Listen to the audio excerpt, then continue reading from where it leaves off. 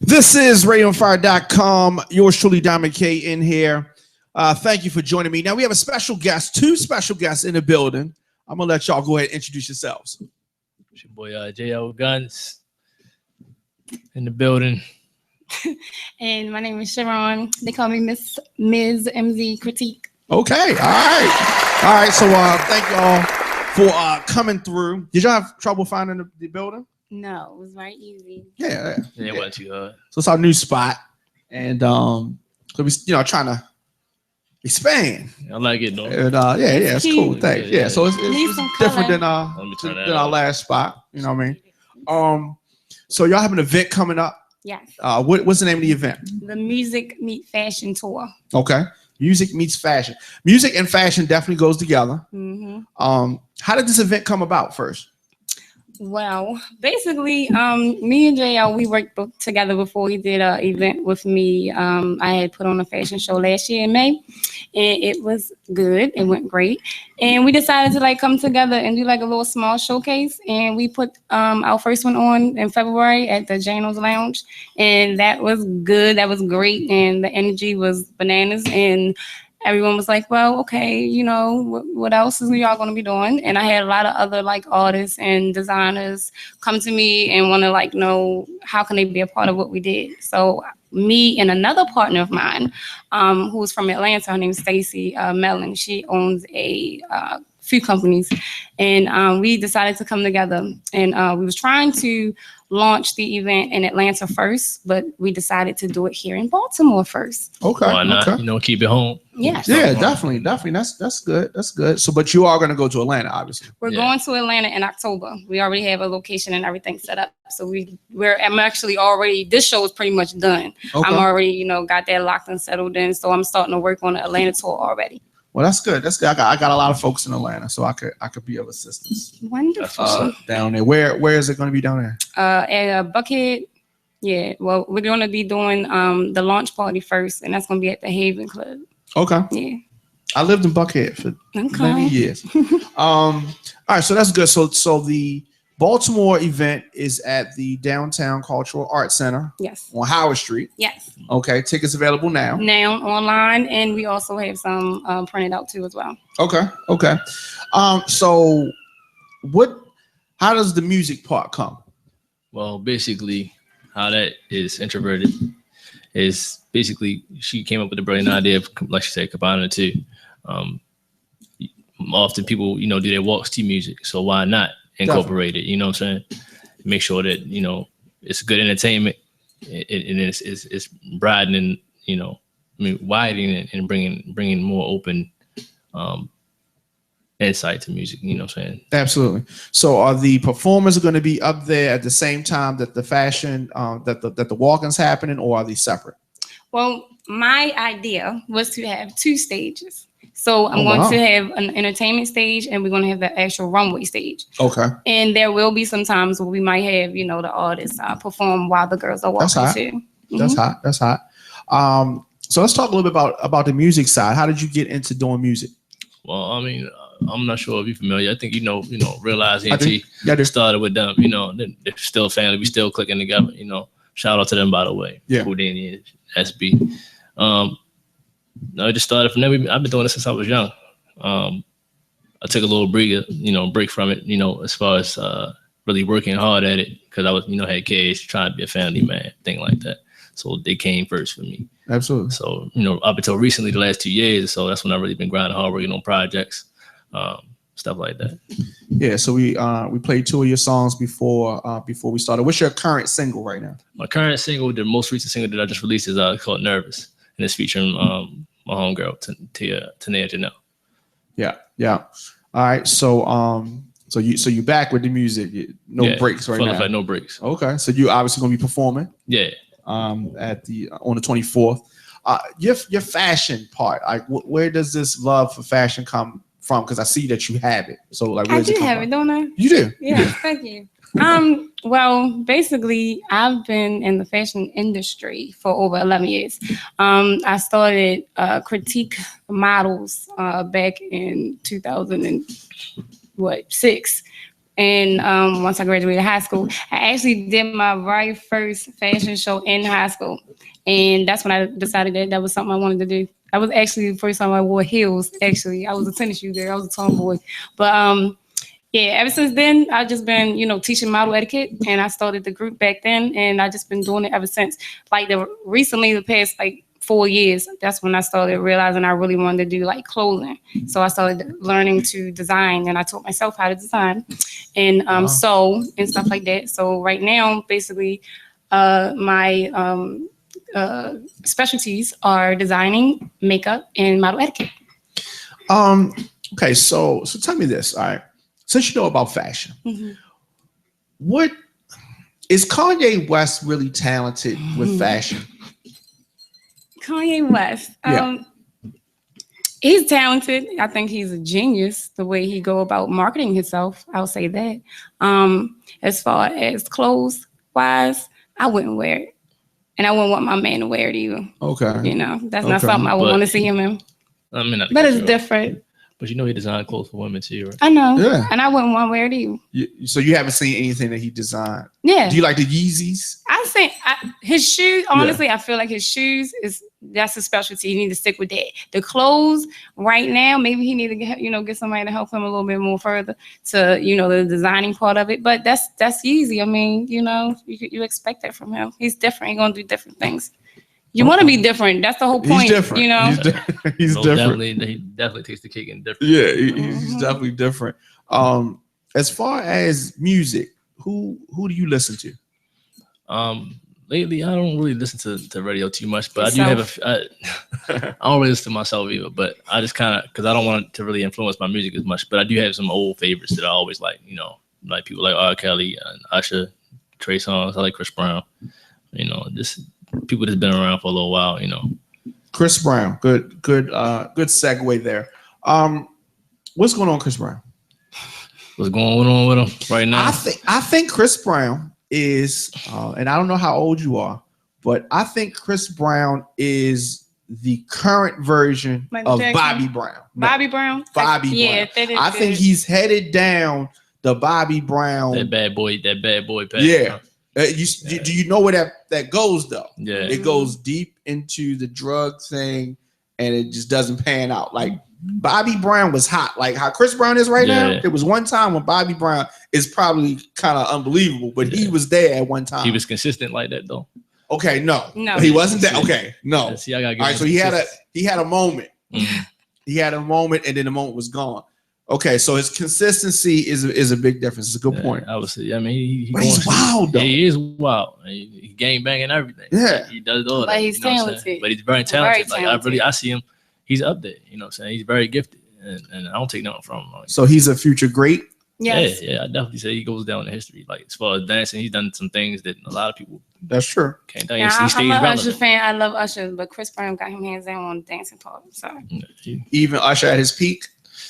I mean, you can't really if you want to like compare the moves and stuff like that. If you go back, Chris Brown is up there. Because he has a wide variety of different styles that he can do. You know what I'm saying? Not saying that Usher can't do the same thing, because I like Usher too. You know what I'm saying? But he just really takes it to the next level. He's up there with like Michael Jackson. I'm gonna say. I'm gonna jump out there and say it. He's that nice. He's the next Michael Jackson. I believe so. Wow, that's a big statement. I mean, it doesn't sound unbelievable. Underrated. It doesn't sound unbelievable. He's underrated because of his behavior. Exactly. And I was saying this earlier this week. I think that some of those big endorsements are closed to him right now because he still wants to be in the streets. Right. Yeah. If he could pull himself from out of that, then he'd be on that next, that upper level. Yeah. Even though he's crossed over and everything, and he has a daughter now, so you're looking at that, he's trying to be a father at the same time too. I mean, I definitely, I'm proud of him for doing that, stepping up to be a father to a little girl, because I got girls myself. So I know exactly what it's like to be a father and to little girls anyway. And they definitely need their father. So I commend him for that, Right. But like you said, you got to break away from that. But you still got game bangers like The Game, who he's associated with. You know what I'm saying? He got kids. He did the same thing. But I think it's all about how you put positivity in their lives, more so than the negative, what you're doing. You know what I'm saying? Like even Snoop, you crip, you know what I'm saying? But he does a lot for his community. He helps a lot of people out. So I would say, I mean, as long as he's doing positive things with that, it's different. You know what I'm saying? Yeah. But if you're just being negative out there and taking people's lives and doing whatever else you're doing that there's really no cause for or need, then I would say, yeah, knock it out, cut it out. It's good. It's a good point. It's a good point. Gave me another perspective. That's why I always like to, to bounce things off people and get different viewpoints. What type of fashion looks are hot right now for the ladies? For the ladies. Yeah. I'm gonna say makeup wise. Let's talk makeup first. Makeup, the girls are doing. You got some girls that's doing natural looks. Like I'm a natural queen, and then you have some girls. What does that mean exactly? Me. No, I'm just a queen. Natural, like when you say the natural look. Natural look. Yeah, it's not too much. Because guys don't always understand all these terminologies. Okay. Natural is just like you see more makeup where it's like closer to their skin tone. So it's not as much color to it. So like right now, I have on a nude lip and I have on nude makeup shadow. So it's more closer to my skin tone. It's not blue, it's not pink, it's not yellow, it's not green. Some of the girls wear that, poppy lip, that blue, that green, that yellow. Some of them should not be wearing that, but they do. The smoky eye, you know what I'm saying? Like some of them, they go overboard with it. That's and true. Number one, most important thing is some eyebrows. Baltimore, please, Baltimore. They do this thick box shape. Your eyebrows is not naturally box shape. It's not, and it's not naturally black either. So they need to cut that out. So like sometimes they look like surprised. Yes. Like all the time. All the time. And then, okay, here's the other question I had. So why do women cut their eyebrows off? To draw them up. Yes, to draw them right back. Let me say this because I am one of the ones that do that sometimes. I cut it a little bit to give it that natural arch shape because I like mine thin. If I'm not, going out, like right now, lights and camera and action is on me. So I got to be fierce. But if I'm home and I'm just chilling, my eyebrows is not this thick. You know what I mean? So, they do that because it's easier to give it that shape that you really, really want. But some people, like I said, just go a little bit overboard with it. Well, me personally, I like full eyebrows on women. I don't know, you ain't got to cut none of that. Keep it as natural as possible. But if you like looking real bushy, you can like just kind of shape your natural hairline up. Yeah. Like just keep it natural. This eyebrow stuff just came out. Like it wasn't out when I was a kid. I don't remember. It wasn't. Yeah, and the eyelashes. Honestly, some women back don't then have it was so but thin. You know why they don't have them? Because they them put them on so much and then they pull them out. They pull their eye. Yeah. Trying to make them. If you don't know how to shape them right, because even them Asians, they be messing you up. That wax, you take too much off. That's it. What are your thoughts on leggings? I don't really do leggings too much myself unless I'm working out. Because they doing them out here. They doing them heavy. The damn thing, real heavy. They doing with no cover-ups, no right. They go hard. Used to tie the shirt around them. Yeah, no more. Yeah, that's out the window. On, you see everything. I feel that leggings now they're making it with so everyday thing. You throw it on with anything. I think that's like no creativity to your outfit at all. It used to be like a exercise type of thing. Yeah, you know what I'm saying. Now you go to the club outside, and it's like you're going to the mall attire or going to the store attire. Like you just throw it on something. I'm gonna just throw these leggings on. Put a t-shirt over top. Now sometimes it looks good. Sometimes I ain't gonna lie. Yeah. And sometimes it's like to y'all men, it definitely look good because you see everything. But it seems like women frown up on the leggings out. I mean, sometimes women look good at them. Yeah. I feel like any outfit that you put on, it depends on how. Like I could put on something, and my accessories is gonna make it look totally different than somebody else when what they put on and what they add on to it. Adding to your outfit is what really makes you stand out. You know what I mean? Your accessories, your purse, your jewelry, your makeup, all that, your shoes, that brings out your outfit. You know what I'm saying? So it ain't what you wearing, it's how you wear it. Wow, you need to get some classes out here because I do. legging etiquette. Shut up. Well, have you announced all the performers for the event? Not yet. We are still, because like I said, we got so many people. I've been sending out emails all day, and I still got more emails that I gotta send out. But we do have, like I said, JL. He is like one of the main artists because that's my partner. Yep. We got Lucky. I don't know, a lot of people know him, Lucky Legato. Lucky Legato. I think I know him. Yeah, I know you do. Lucky, he just came out yesterday. He told me he's working on some stuff too, video and stuff like that. So he's gonna be, helping out too. We got a few more artists, but like I said, we still trying to figure out how many we want.